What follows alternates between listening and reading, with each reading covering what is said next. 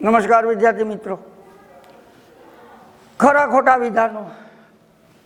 Sulphur dioxide વાયુને પાણીમાં ઓગાળતા sulphuric acid બને છે. આવું વિધાન એને આપણને આપ્યું છે. તો પહેલા તો આપણે રાસાયણિક સમીકરણ જોઈએ. એને જે કીધું એ સલ્ફર ડાયોક્સાઇડ વાયુ SO2 એની ભૌતિક પરિસ્થિતિ ગેસ પાણીમાં ઓગાળતા H2O gives, મિત્રો આ ઓક્સિજન અહીંયા લાગે એટલે બની જાય SO3, સલ્ફાઇડ આયન બને અને H2 હારે જોડાઈને બનાવે H2SO3 અને આ જે એસિડ બન્યો એ છે સલ્ફ્યુરસ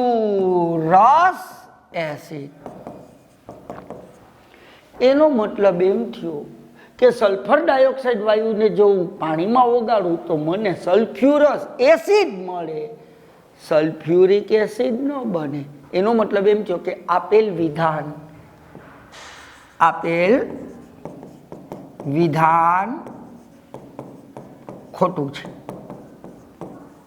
કારણ કે સલ્ફ્યુરિક એસિડનું સૂત્ર H2SO4 છે ને બને છે H2SO3, એને કહેવાય સલ્ફ્યુરસ એસિડ.